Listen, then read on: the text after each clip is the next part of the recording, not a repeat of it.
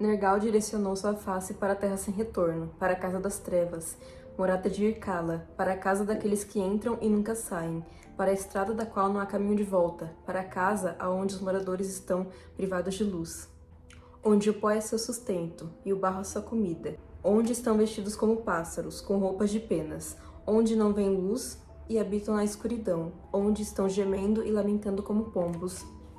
Eu sou a Vitória e esse foi um trecho do Mito de Nergal e Ereshkigal, e é sobre isso que eu vou falar hoje.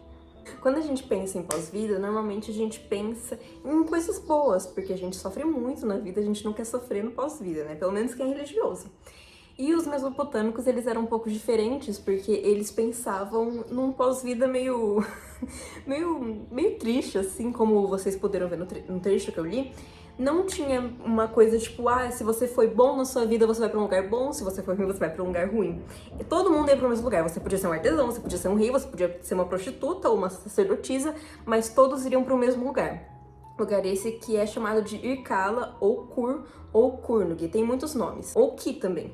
E nesse lugar, meio que os mortos, os mesopotâmicos que morreram, eles viviam acorrentados, eles viviam comendo pó, eles viviam comendo argila, porque era um lugar subterrâneo. E uma coisa que eu achei muito legal também é que eles meio que imaginavam que os mortos iam vestir roupas de penas, ou iam, tipo, viver com penas, assim. E era um pós-vida triste.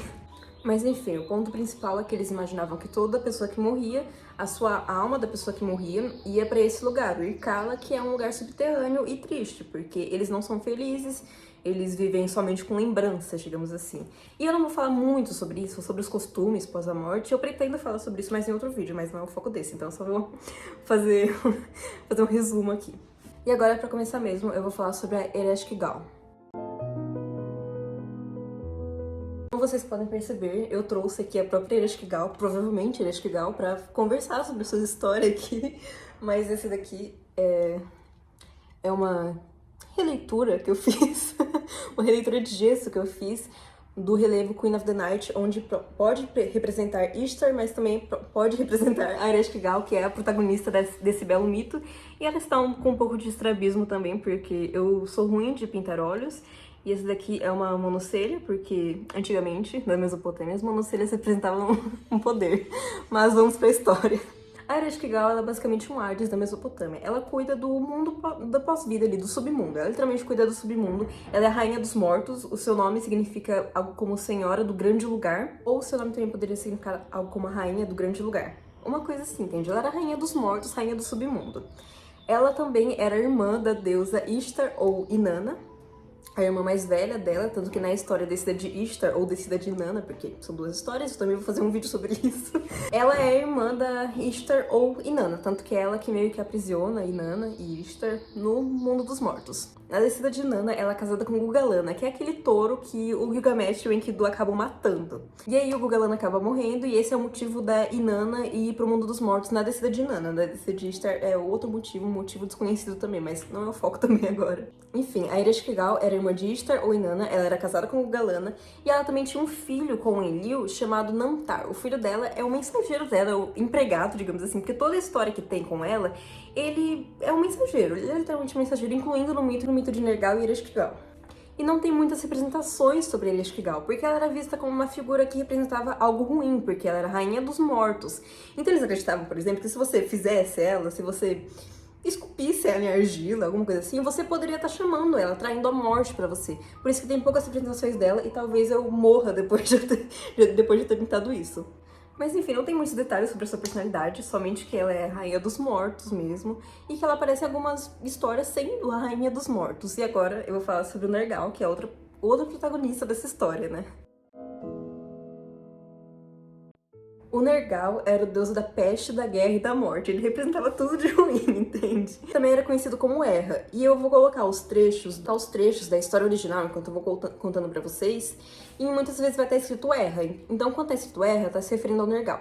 Mas mesmo assim, os pesquisadores falam que eles eram entidades diferentes, mas depois eles começaram a ser meio que misturados. O Nergal é conhecido por ser um deus de temperamento muito forte, era o deus da guerra também, né? Porque tem uma história que é basicamente The Wrath of Erra, meu inglês é de Duolingo, então... Mas essa história, basicamente, o Nergal, ou Erra, ele acorda pistola, ele acorda muito bravo do nada. Não aparece o motivo do porquê que ele tá tão bravo nesse dia, mas ele tá bravo e do nada ele decide destruir a Babilônia. Do nada ele decide que vai destruir a Babilônia.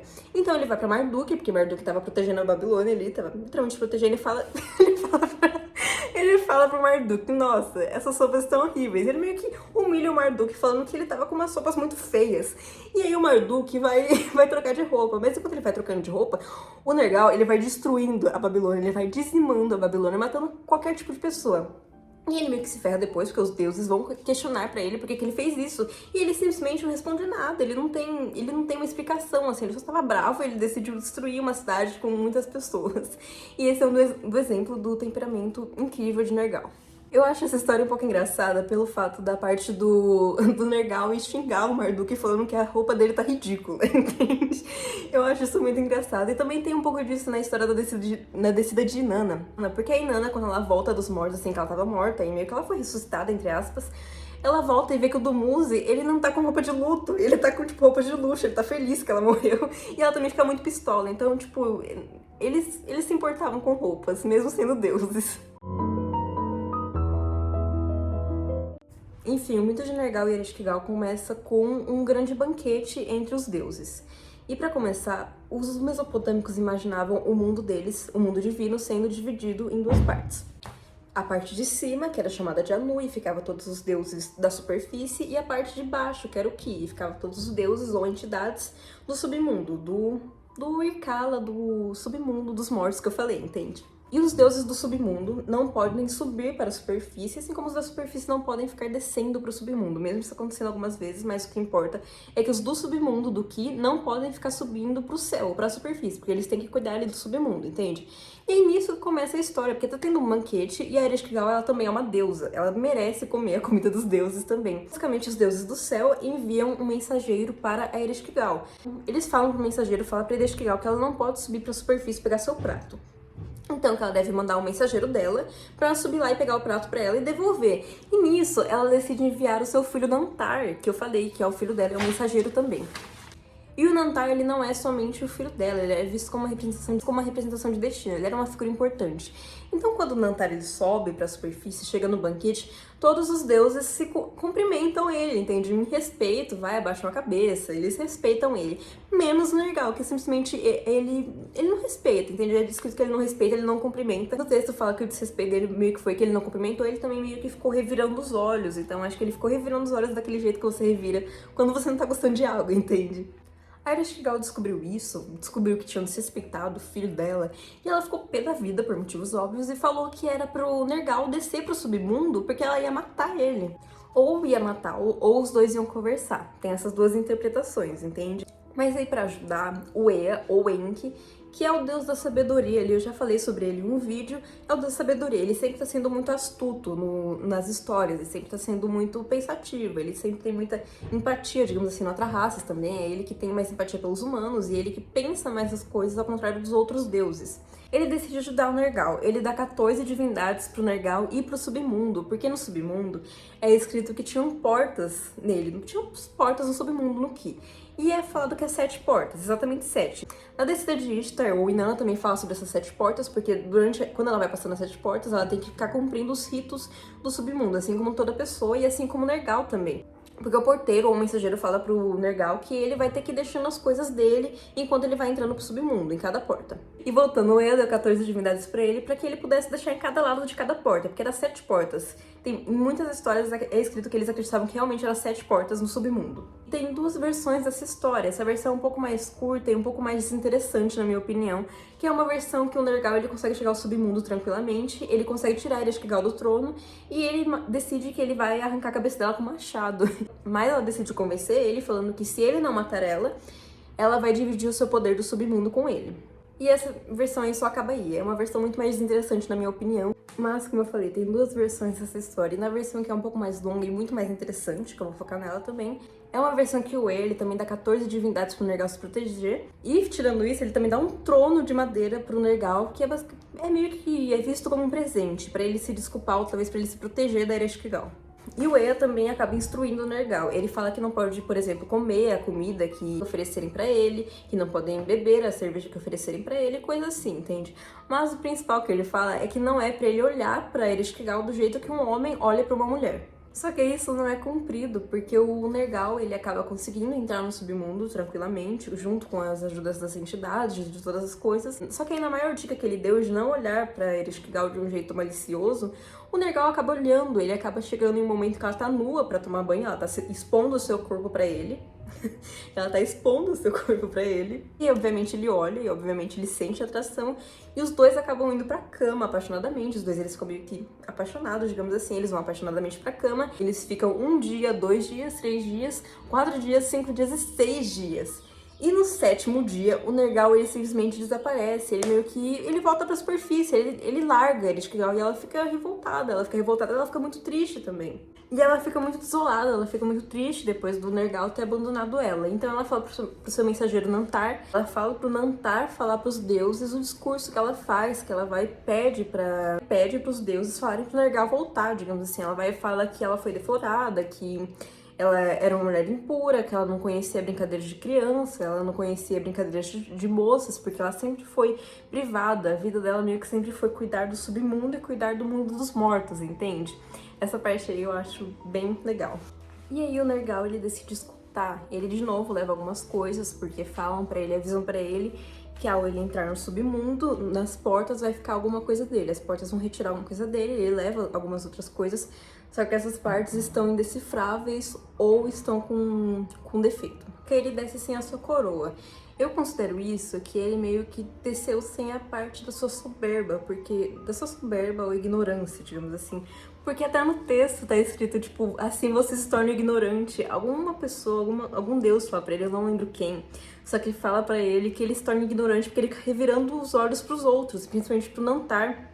E aí meio que eu vejo isso como se ele voltasse sem o orgulho dele, sem a ignorância dele, também como um homem de verdade, porque ele decidiu tomar as consequências, entende? Não só deixar a Ereshkigal assim. Ele volta e os dois meio que ficam juntos. E aí o Anu, que é o deus supremo, digamos assim, por isso que é até Anunnaki, não estou falando dos ETs, estou falando da categoria elevada de deuses supremos da Mesopotâmia, que são os filhos de Anu. O Anu é um deus muito importante, que é o deus do sol. O Anu vai e fala pro seu mensageiro que agora, já que o Nergal e a Ereshkigal estão juntos, o Nergal ele deve ficar com ela no submundo pra sempre. E aí os dois ficam juntos, obviamente. E aí eles se tornam meio que o rei e a rainha do mundo dos mortos, porque a Ereshkigal é a rainha do mundo dos mortos. E agora eles dividem o mesmo poder. Inclusive, eu acabei vendo que algumas pessoas falam que eles meio que criaram essa história do Nergal se casando com a Ereshkigal pra eles não ficarem, por exemplo, dando tanto poder pra uma deusa feminina. Só que eu não vi tanta fonte sobre isso, então eu não tenho certeza disso, mas se for uma coisa um pouco interessante, questionável também, porque a Ereshkigal não poderia governar o submundo sozinha, então eles criam um homem pra ajudar ela e pra eles talvez terem mais força. Só que eu não tenho muita crença nisso porque tem poucas fontes sobre isso, quase nenhuma basicamente.